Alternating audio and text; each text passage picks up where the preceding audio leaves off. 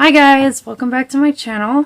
So today I'd like to talk about psychosis and how psychosis makes you feel, the symptoms of psychosis, and what to do to help somebody who is in psychosis. Okay?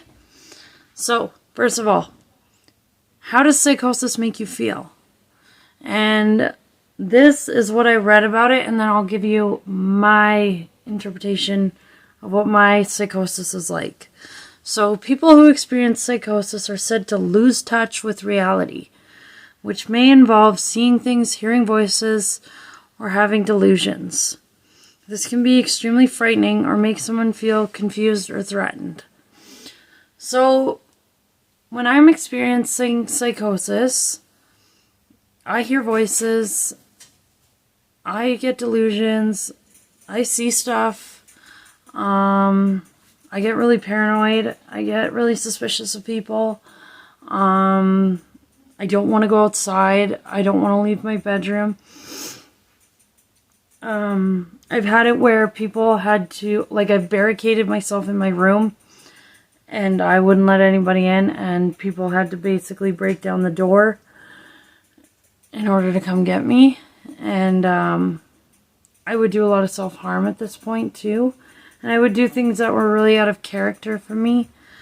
Like one time, I think I've already said this, but I was mad at somebody and I was in psychosis, and I took my shirt and I lit it on fire, and I just stood there with this shirt burning on fire and just sitting there like this with the shirt. And my ex comes in and he's like, "What the hell are you doing? What the fuck's wrong with you?" And then he grabs the shirt from me and puts it out or whatever. And he's like, "Are you crazy?"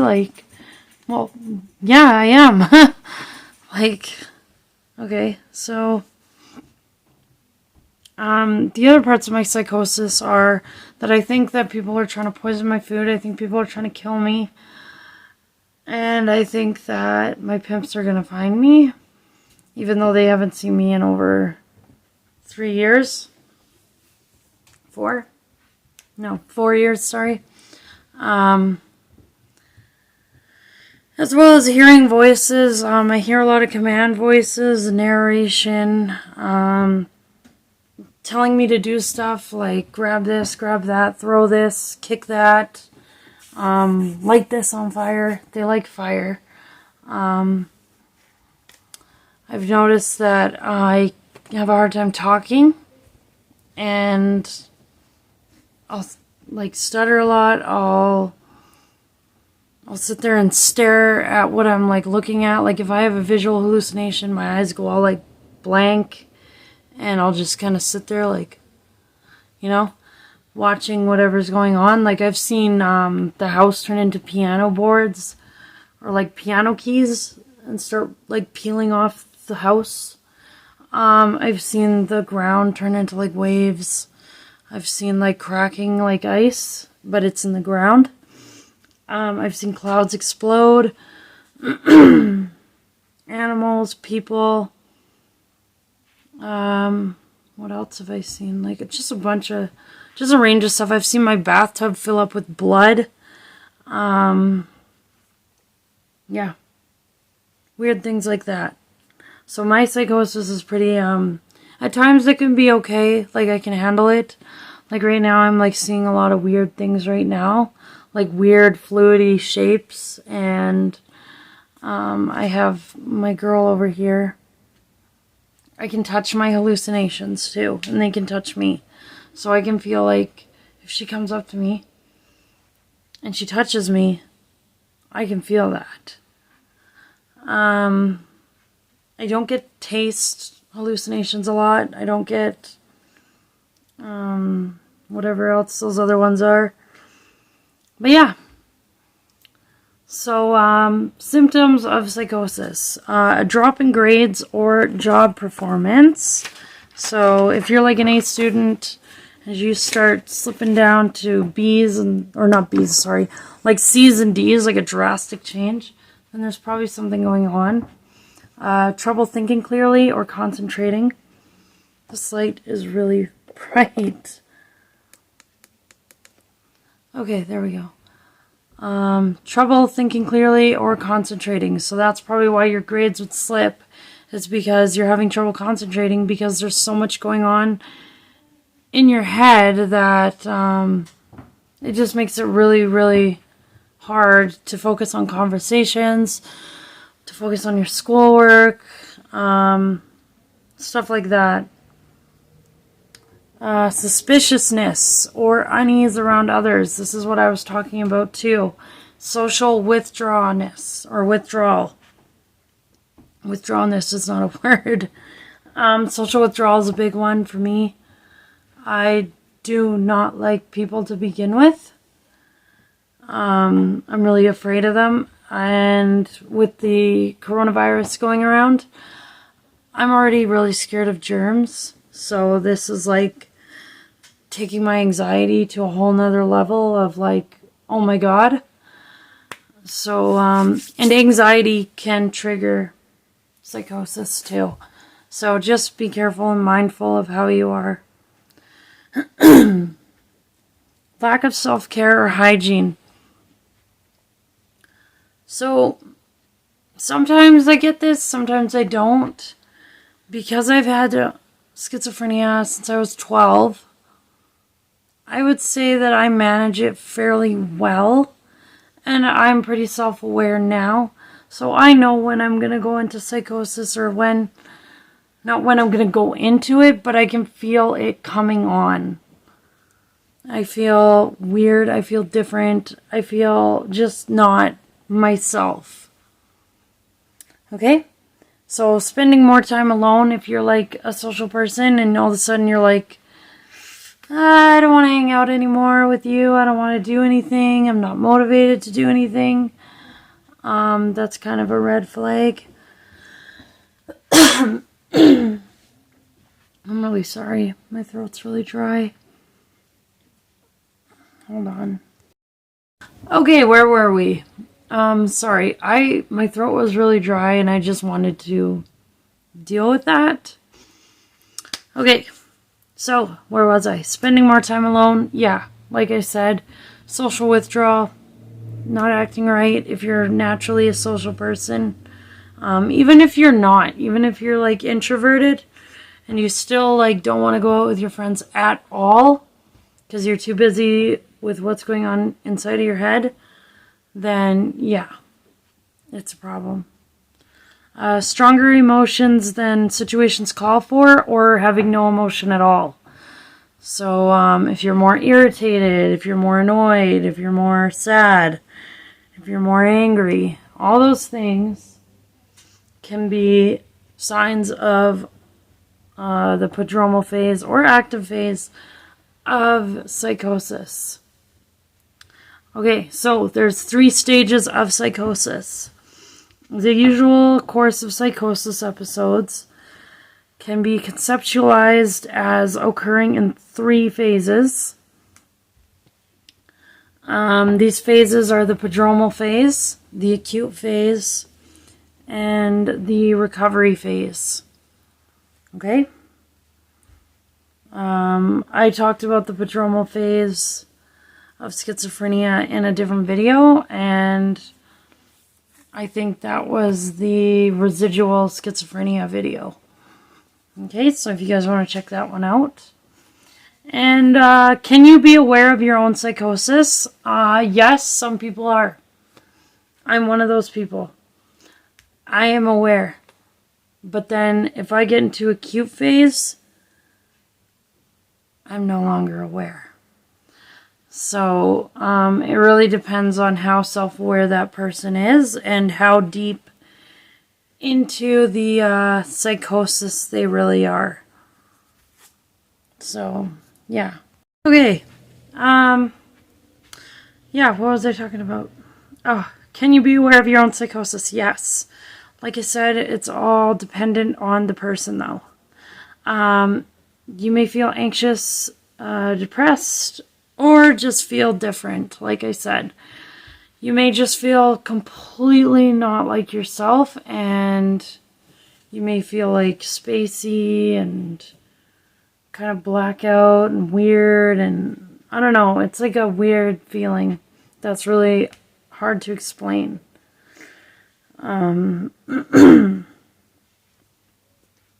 Also, if you feel like your thoughts are either speeding up or slowing down, that's another sign. These signs can be vague and hard to understand, though. So, especially if in the first episode of Psychosis. And some people will only experience a few warning signs, while others can experience signs for many months. So, I'm one of those people. I can sit there and have psychosis in the prodromal phase for months. And I'll have the auditory hallucinations. I'll have all that. Mine, though, they never really go away. But when I'm in psychosis, they just get worse. That's it. That's all I see a change in. If they get more and more and more, then I'm most likely in psychosis.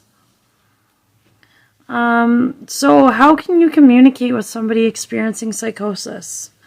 So the best way to help is to be supportive and non-judgmental, because it can be really frightening for the person who is experiencing the psychosis to trust somebody and to talk to somebody about their psychosis. But they may be difficult to understand or follow because they either speak very quickly or very slowly. They change topics very quickly. They may have difficulty with concentration and remembering things. That's me. Have beliefs that you do not share. Be distracted when they hear, see, or perceive things that you do not sense. Be lethargic or sluggish. Use words or phrases that you might not understand. Stuff like that. So those are all the kind of things that you can do to help somebody. When supporting somebody experiencing psychosis, you should talk clearly and use short sentences in a calm and non-threatening voice. Be empathetic with how the person feels about their beliefs and experiences. And validate that person's own experiences of frustration and distress, as well as the positives of their experiences. Now, I know that sounds really weird because you're thinking, well, what kind of positives come with this experience? It sounds awful and weird and scary, but I think the positive is that you're able to identify it, therefore you can treat it and get some help for it. So, and if it's like your first psychosis and you haven't gotten a proper diagnosis, this could be key to finding your diagnosis. So, there are positives. Listen to the way that the person explains and understand their experiences. Do not state any judgment about the content of the person's beliefs and experiences. Don't argue with them, don't confront them, and don't challenge someone about their beliefs or their experiences. Because you're not them and you do not know what they're going through or what they're seeing or what they're hearing, and that kind of stuff can be really, really scary. Especially when I saw my bathtub fill up with blood and if somebody was like, well, that's not real, and I'd be like, well, I get that, but I just saw it fill up with blood and I think it's pretty damn real. So I do get to the point where I can't differentiate the two, but yeah. Okay. Do not argue about their beliefs. Except if they don't want to talk to you, but be available if they change their mind. Sometimes you just don't want to talk and you just need to sit there. But I do encourage you to talk to somebody supportive, because the more I get into my voices, the more I get in my own head, it gets really, really dangerous for me, because then I'm like sitting there talking to myself and having a full-on conversation with all these people in my head, with the people outside of my head, the ones that are sitting on the bed right now, like, yeah, that one. You can't see her, I can, but she's always there. So, yeah, you don't know. Treat the person with respect and be mindful that the person may be fearful of what they are expressing. Because sometimes when you say stuff, it makes it all the more real. Okay, so this one's really important. I started. If you are worried about someone showing signs of psychosis, you should approach them privately, somewhere without distractions, to talk about their experiences. And then you can go from there. Does it need hospitalization? Does this need medication? Do they have a PRN? Like, what do you need to do to get this person safe? So, yeah, there's also, you can look online and there's like a psychosis first aid you can look up. So, yeah, I hope you guys enjoyed this video. And I hope you guys got something out of it. If you guys have any questions or anything you want to share, just put it in my comments below. And remember to be respectful to everybody and nice, okay? I don't want to see any crap. So, yeah. I will see you guys later. Okay, bye.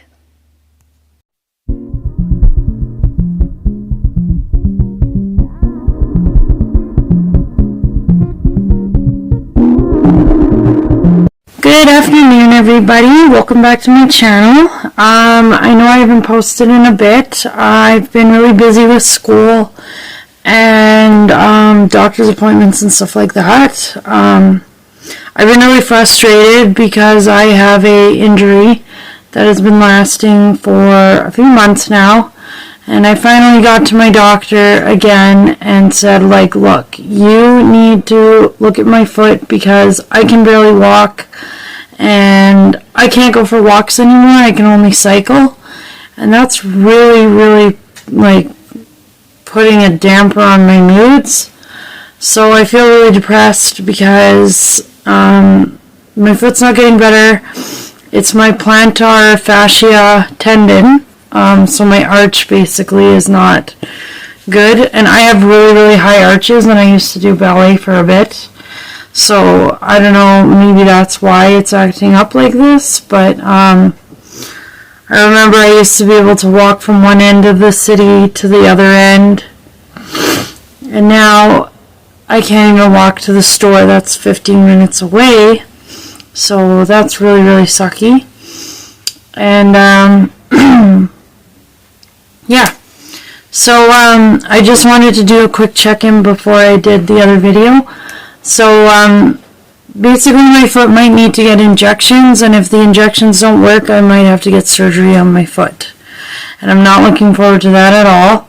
I'm really nervous, and I'm nervous because I don't know if the foot's gonna be normal after the surgery. Sorry, my nose, or not. And the other thing is, I had a dream where I was using, but instead of not going home or trying to go home in these dreams, it's like I use, and this time my fiance like ran away from me, and like I couldn't find him anywhere. And then basically we both ended up doing fentanyl, and in this dream, and he ran off. And then after that I went to a bar, and the bar got really crazy, and I was like telling people what happened to me in my life, and people were like, oh well, every woman has their story. And I was like, what the hell? So then the bar starts getting rowdy, and people are like beating each other up, and I decide I better try to go home. So before I woke up, I was like at a bus stop trying to get home, and I was worried that my mom wouldn't come pick me up because if she found out that I was using, I wouldn't be allowed in the house, right? So that makes sense, right? But, yeah, so I think these dreams about using are pretty normal when you're getting clean, and, because your brain likes the reward of it, but your life is, like, in shambles, so, yeah, using dreams are pretty, common, so, yeah. And I'm doing really well in school. We're doing algebra right now, and I did my tutor thing, and it's been pretty good. Oh my gosh, and then we went to Walmart, right, and we were going to get laundry detergent, and I picked one up, and right before I went to go put it in the cart, I went like this with it, put it on my shoulder, and somebody unscrewed the cap, and it dumped all down my back into my sweater. I had a hood full of laundry detergent. So, like, people who do that, like, they're assholes. I don't know why they do it, but I basically was wearing this really tiny little shirt, and I didn't want to take my sweater off, so I had to borrow my mom's sweater. Oh, I was so mad. Like, that was, like, the worst shopping trip ever. So, that's what's been going on in my life. I'm going to stop it here because I'm rambling. And, yeah, thank you guys for supporting my channel and listening. And I will see you guys next time. Okay? Be safe out there. Okay? Bye.